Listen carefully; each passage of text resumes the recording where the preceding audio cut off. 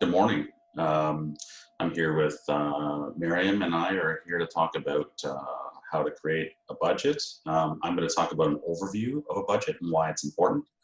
Miriam will follow up likely with the marketing budget and how that fits into the overall scheme of the business. So let's get started.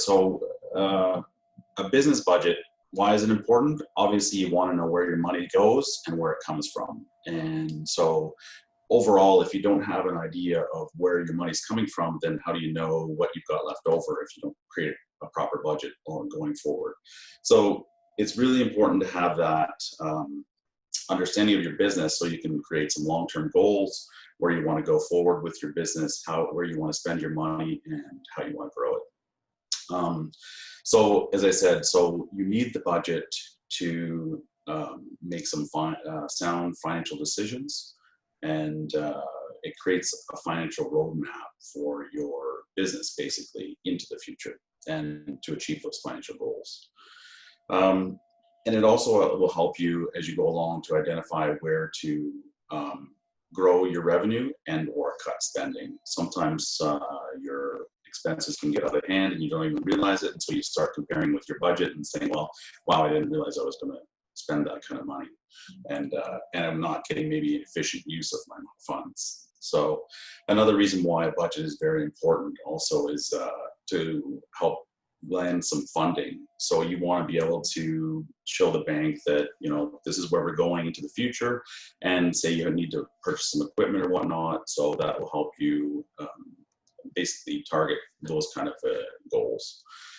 So then let's go in. So to start with a budget, you basically are starting with your income, trying to derive what your income is going to be over the next maybe 12 months. You're using as a budget on a monthly basis, and so you can look at, depending on your business, you may have different sources of income, whether it's product sale or service or something of a combination. But you're going to want to know kind of where your revenue is coming from. Is one dependent on the other, and how you can properly grow that into the future. And you know, there's going to be other aspects that play a role into it. For instance, a financial or an environmental factor, or perhaps COVID-19 factors in this day and age. So those are all things that you have to figure out. But once you know your top line, then the rest you can start working on the rest of it.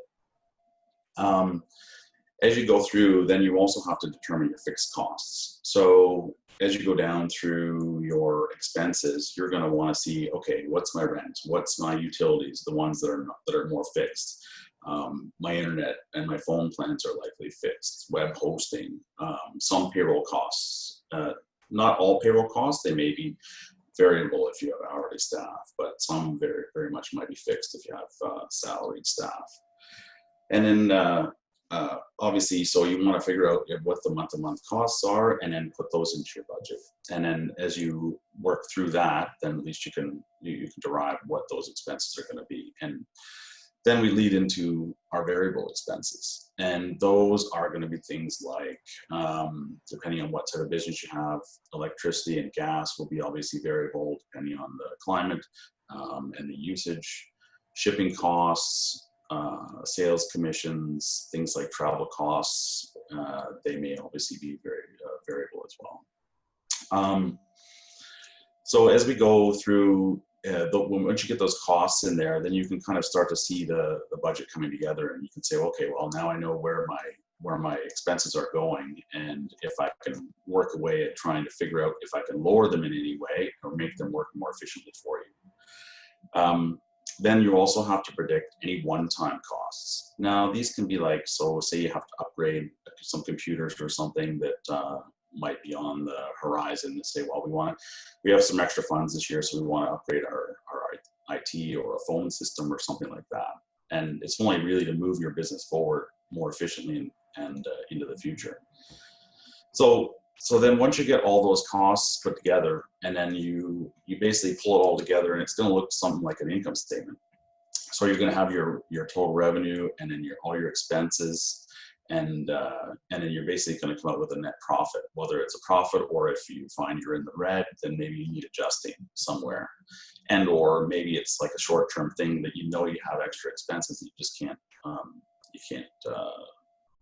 defer till a later date. So then once you get it all pulled together, then you can actually see where your money's going, and if you need to adjust, and how to go forward from there. And then that will allow you to make some proper business decisions, and see how you can properly maybe spend on things like you were putting off, or if you wanted to cut back on some costs that were just getting out of control. The best way I find to do this is do a monthly budget, and then what you're going to want to do is maybe put that thing in so you have your actual beside each one, and then a variance each month, so you can see where your ups and downs are over the period.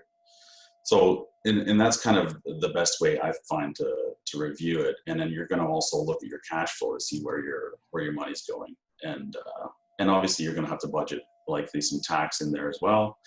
Everybody's got to deal with that as well. So I think that's pretty well the overview of a budget. I like to do them in Excel, but obviously the software now, you can do them in QuickBooks or Sage, and you can also FreshBooks. They all have usually a budgeting feature if you're doing your records on some sort of bookkeeping software. So, but there's also a lot of different other venues online that have templates to do budgeting. So you can always definitely look into those if you need. And I think that pretty much covers how the budget is derived. And then, as we go through this, and now Miriam, I think, is going to let us know how it fits, the marketing budget fits in here. And I think that's it. Amazing. So good morning. And I just wanted to thank Brian for taking the time and talking to us about budgeting. And thank you. This is absolutely the most vital part of any business, to know what are our funds and how we're going to allocate them to the right area. So we're going to go over some of the pieces that we can put together for marketing budget. So as Brian kindly mentioned, my name is Miriam Golubgir, and I'm the Chief Amazement Officer of Digital Marketing Experts. I've been in the industry for about 17 years, and my focus has always been telecommunication, e-commerce, IPTV, and finance. And I believe in sustainable digital marketing strategies. And with that in mind, I always go back to the basics, which are planning and making sure that there's strategies, there's budget, and having an understanding of all of that. And here's my contact information, so feel free to reach out to me if you have any questions. And this presentation will be placed on our website and on Brian's website. And I will send you guys the link, including the video, so you can watch the video anytime you want, and reach out to Brian and myself if you need to. So let's talk about how to set a marketing budget for your business. So there's many companies plan their marketing budget based on previous years and how they were doing when it came to spending on marketing. And great way to looking back on that is looking at your sales, your goals, and spend based on what has worked and what hasn't worked. So we want to make sure that you get the most bang for your buck. And how does that work? So we always look at the bigger picture. And as far as the bigger picture goes, marketing budget is essential for your different types of stage that your business is. Whether you're a startup or you are currently running, your budget changes. Because if you are a startup, obviously you're going to be spending a lot more because you want to create more of a bang for your buck, and you want to create more of an exposure and awareness towards who you are and what you're about. But if you're already running your business for a long period of time, you have a stream of income. You have a group of people that are interested in your services and your products. Therefore, you don't have to worry about having to create that big bang and that big splash. So you can wisely make a decision what works for you and what doesn't. So I always look at what are my sales funnels and what am I trying to achieve? Am I still in the awareness stage? Do I have enough people that have an interest in the decisions in the services I offer? What decision factors do I need to put in place? And what actions am I going to be making for those decisions? And outlining your sales funnels will help you understand three major issues, which is how are your clients are finding you in the first place? What are the needs to know before they buy? What are your overall objectives and the major factors that contributes to the final decision, which is your marketing plan. So I always say start with setting a goal. What are you planning on doing? Are you selling a product? Or are you selling a service? How much revenue do you need to have come in for all of the expenses that Brian was talking about? How many sales do you need to have to meet your revenue objectives and goals? And once you have these questions answered, then it's easier for you to set the proper scope of your budget. And the other piece is that you need to make sure that you know as much as possible about your competition. Ask yourself the question, who are my major competitors? Who are the major players in this industry? What methods they're using to advertise, or if they're going into Facebook and it's working for them, should I go into Facebook? If they're using online ads, do I need to follow suit as well? What methods do they use to advertise? That's also important. Do you need to advertise using Google Ads, or do you need social media? And these are important questions because if you have the proper data and metrics from your existing marketing campaigns or your website, you'll be able to go back and look at it and kind of make a proper decision based on what works for you, in addition to what your competitors are doing. Do they have any physical marketing collaterals over digital ads? Some businesses, depending on the type of business, let's say real estate, they do require to have collateral ads. They need to have something physical to hand over. Well, that requires printing, which means you need to allocate a budget into marketing. That requires creating an ad. Graphics, do you have that budget allocated for that? Are they investing in every possible marketing platform, or they're only being selective with particular platforms?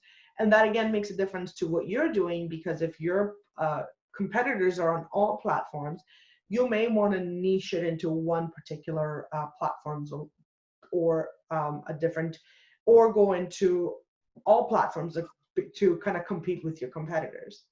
Once you have all that information, then I always say have a marketing plan. Your marketing plan is your business Bible. You go in and you open it at every opportunity you get, and you look at where you are, what your objectives are, where you are as far as the money that you're spending, and then if you're on the right path or not.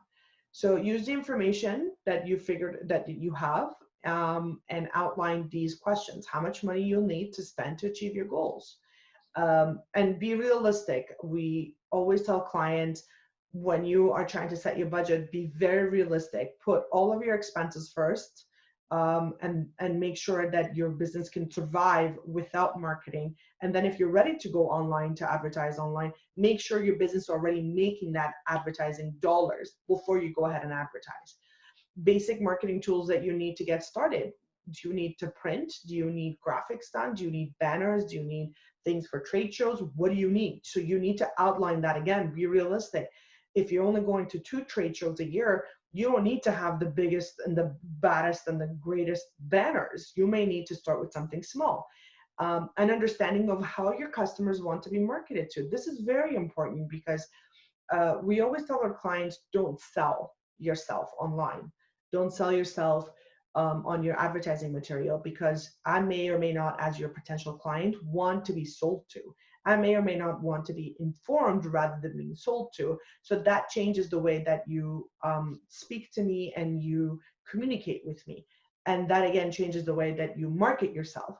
So you want to make sure that your budget matches your language and what you want to say to the client. So if you are in a business that you need to provide information, you may need to just provide information. And in order for that to happen, you may need a smaller budget because you're providing a lot of that information in a written format. And you can't build a marketing plan without first having a marketing budget in place. And this is, I always tell my clients, if your ultimate goal is converting that one potential customer into a full-fledged customer, you may or may not need to advertise to them at every platform possible. And that determines, and again, that comes when you have a plan in place. You know what you want to say, you know who you want to talk to. And then you know, well, this particular person, I may be able to just have a conversation with them and not even try to advertise myself to them. And that's a big chunk of money that you can put back into your budgeting. You want to create a list of platforms that you want to market on. And this is very important because you may or may not need to be on every platform depending on the type of business you're in.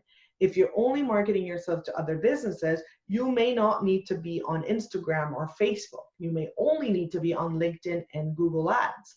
So if you're only on LinkedIn and Google Ads and you had, let's say hypothetically, $1,000 put in as a budget, because you thought you were going to be on all platforms, well, that now you don't need all of that for Facebook, Instagram. Now you only need it for LinkedIn and Google. You may want to spend the whole thing on those two platforms, or you want to cut it in half and only spend half of it. So you always want to put together a list of platforms and make sure, based on your plans, does this platform fit your needs? Here are some of the platforms. Google Ads, so search ads like Google Ads and Bing Ads. This is very important. Not everybody uses Google to search. Depending on the type of services that you have, depending on the type of the devices you have, you may actually only use Bing or Microsoft. If you have a Hotmail account, a lot of people, or if you have an Office 365, they tend to use Bing or search to do their searches. Maybe you want to advertise on that platform because that's the type of clientele you like to have. Social ads, Facebook, Instagram, promoted Pinterest ads, and then LinkedIn ads. I work with a lot of businesses, so I'm always on LinkedIn. I do advertise on LinkedIn. I do advertise on Google, and I advertise on LinkedIn. I don't need to advertise on Facebook and Instagram because my clientele ideally are not on those platforms. Content marketing. Do you need to have a blog written? Maybe you do. Maybe that blog will bring you more clients than the ads that you created. Influencer marketing. If you have a particular product and it makes sense to have the Kim Kardashians of the world wear that product, that's the influencer that you need in your life. So maybe instead of advertising on all platforms, you need to gather that budget and hand it over to an influencer to promote your products. Social media marketing. This is when you are on Facebook, Instagram, Twitter, Pinterest, Reddit, and more.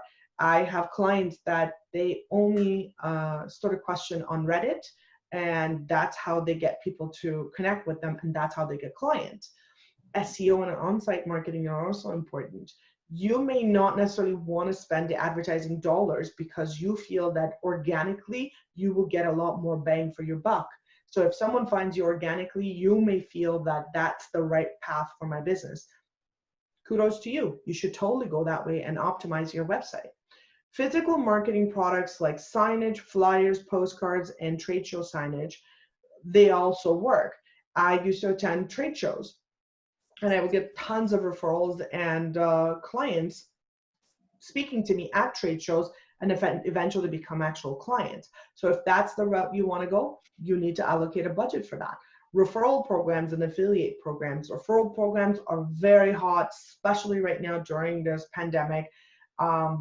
If you refer a client, if you start a referral program, you need to allocate a budget for incentives. There must be a reason why I want to refer someone to you. If I am given an incentive, I'm more likely to refer someone to you, so think about that. Email marketing, you may or may not need to be in contact with your clients at all times, and that requires you to send out emails. Well, that requires you to be part of a platform, and in most cases, these platforms cost money. You may need a graphic designer to create a graphic for you for this email campaign. You want to make sure that you have that option available to you. You want to consider expected costs and potential ROIs for each of these platforms. And this is very important because to me, I am all about return on my investment in a form of conversion. If I don't have a conversion, I don't care for the clicks. I don't care if 7 people have clicked on an ad that I have, but it's a cost that's going out. So what is my conversion? What's my return on investment? What am I going to get from it? Do I need to hire a third party to teach me how to do that? Or do I need to hire a third party to run my campaigns for me? And obviously, when I hire someone to run those campaigns, what are the hidden costs? Is this just the cost of them managing the ads? What percentage of my ad budget do they charge to manage my ads? Do they need to charge me for building those ads for me as well? These are the hidden charge costs that we need to be aware of. If I'm sending an email blast, is this email blast going to convert that person into a user for me, or that to a client for me? And if they are, how am I going to track that? And if I'm going to track it and I realize that I sent out an email blast and it cost me $50, but I didn't even get a single client, that's my return on investment is zero. So we need to make sure that our cost versus return on investment ratio is always on the favorable side of the conversion rather than the loss. So you need to make sure you're fully aware. And if you don't know it, ask someone who does. Most marketing companies are more than happy to provide you with all the knowledge and data that you might need to make the educated decision to either work with them or do it on your own. And these are just some of the important costs that you need to think about. Expenses of hiring an agency to execute the campaign, the expenses of hiring an expert to contribute through your graphic design, photography, copyright, and strategy. Cost of softwares that you might need to execute these campaigns. If you need a CRM, if you need analytical tools, which in most cases, if you didn't know, some of these tools are available for free. So you need to find out what tools you can use that are available for free. And the cost of failed attempts, because you may or may not have a campaign running that you think is doing great. And when you look at the analytics and the money that was spent versus the conversion that it created, you realize that it was not at the level that you want it to be. So you need to think about these things. You need to think about, if I'm hiring an agency, are they going to charge me a flat fee or a percentage? How is this going to work if I'm, spending more or I'm spending less? Is there a minimum that they have? Sometimes you want to get these things on a paper and have it signed, so there's no going back on their words as well. And you want to divide up your budget. So you got to go through your list and your cost and pay per platform and divide the budget to kind of figure out, well, I always say if you try Facebook, Instagram for your social platforms and Google for your ad platform, and then you also have, tools that you have to purchase, and you have to have analytics. Let's say you have to pay for the analytics. You want to divide up the budget and kind of figure out which is working best for you. And then by the second quarter, you can actually eliminate the ones that are just costly and not performing or converting end users for you. And that is pretty much it. We're here to help you. I didn't put Brian's logo in here because I just realized Brian is changing his logos. So it would be great. In this presentation, when I put it online, you'll have his contact information and his logo, so you can reach out to him whenever you want. And this video also will be available on York Region Small Business Enterprise Center. And thank you again for giving us this opportunity. And it will be available on our both Brian and my website as well. So you can watch it anytime you want. Did you want to add anything to this, Brian? Yeah, I think that's all I had for today. If anybody ever needs to reach out for any questions, I'll be glad to answer whatever they might have. Amazing. Thanks again, and have yourself a great day. Bye. Bye.